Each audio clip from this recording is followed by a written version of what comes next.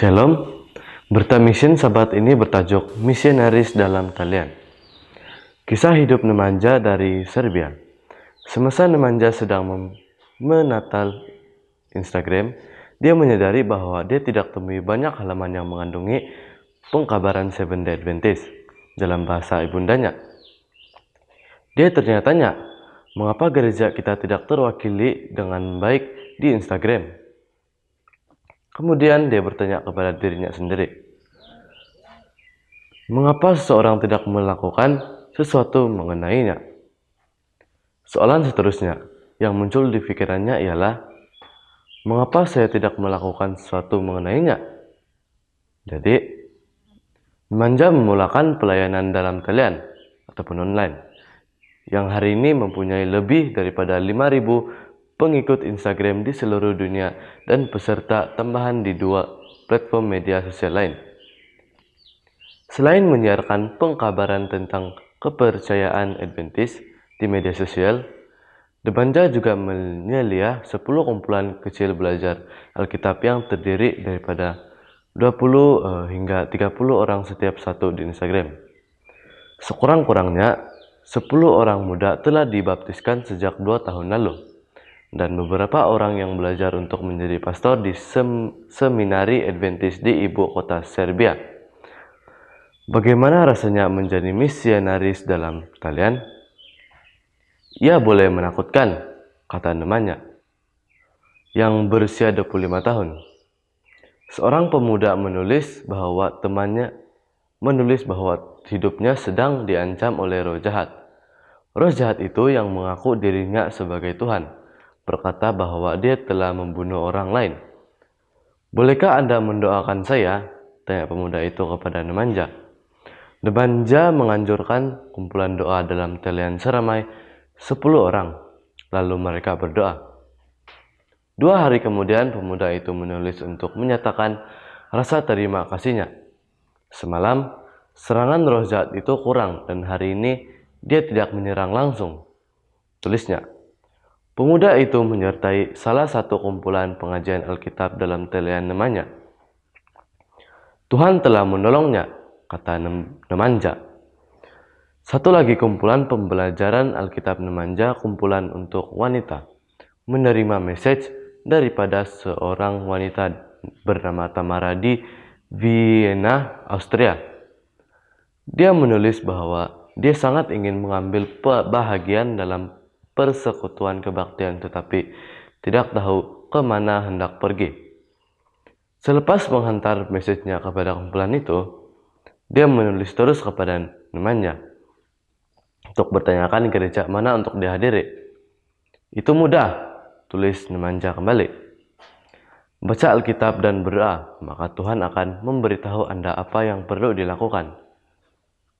Tamara menjawab dengan sopan bahwa dia sudah membaca Alkitab dan berdoa. Nemanja menghantar bahan kajian dan beberapa catatan Instagramnya. Terima kasih, tulis Tamara. Tetapi saya masih belum menemui jawaban. Dia meminta bantuan untuk kali ketiga. Kali ini Nemanja menjawab, saya cadangkan Anda pergi ke gereja Seventh Day Adventist. Tamara tidak berpuas hati dengan jawaban itu dan memutuskan untuk melawat gereja lain. Bagaimanapun, apabila dia tidak dapat mencari tempat untuk meletak kereta. Dia membantu berkeliling tetapi masih tidak menemui tempat kosong. Semasa dia mengelilingi gereja di Austria, seorang wanita Adventist yang tinggal kira-kira 500 km jauhnya di Bosnia dan Herzegovina melihat post Tamara sebelumnya yang mencari bantuan dalam kumpulan belajar Alkitab wanita. Hei Tamara, tulis wanita itu, akan ada persekutuan kebaktian pada hari Sabtu. Ini dia alamat ke gereja Benia. Tamara terkejut. Saya sedang mencari tempat letak kereta dan berasa sangat lemah, tulisnya kembali. Pada masa inilah saya menerima message Anda. Dia pergi ke gereja Adventist untuk persekutuan kebaktian pada Sabat itu. Sekarang, dia sedang bersiap untuk pembaptisan. Suatu malam, Ketika Nemanja sedang bersiap untuk tidur, terlintas di pikirannya, engkau harus berdoa untuk Alexa. Alexa telah menerima kebenaran selepas menyertai kumpulan pembelajaran Alkitab dalam talian tetapi belum dibaptis. Kemudian, dia telah meninggalkan kumpulan itu, berkata, "Saya tahu kebenaran, tetapi saya tidak mau. Saya mau menikmati kehidupan." Nemanja memutuskan untuk berdoa pada malam itu. Dia berdoa dengan doa yang sangat sederhana. "Tuhan, tolong sentuh hatinya." Amin, katanya. Keesokan harinya, Alexa menulis dengar saya rasa seperti Roh Kudus menyentuh hati saya. Nemanja kagum. Itulah sebenarnya yang dia doakan. Alangkah baiknya jika dia menulis, "Saya mau kembali ke kumpulan itu," kata Nemanja. Tetapi dia menulis bahwa dia mengalami apa yang saya doakan. Dia kembali ke kumpulan selepas itu. Seorang lelaki muda aktif mencerca Adventis di media sosial. Nemanja menulis kepadanya, "Hei, kenapa kamu tidak membaca The Great Controversy?" "Baiklah, saya akan coba," jawab lelaki muda itu. Dia membaca keseluruhan di buku oleh Ellen White itu dalam satu malam.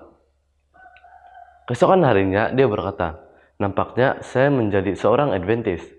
Dia menerima bahwa gereja Adventis mengajar kebenaran Alkitab. Sekarang, dia sedang bersiap untuk pembaptisan.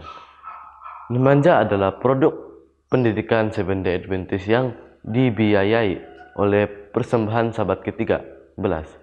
Semasa remaja, dia belajar di sekolah menengah Adventist di Novi Sad, Serbia yang dibuka dengan bantuan persembahan Sabat ke-13 yang dikumpulkan pada suku ketiga 1997.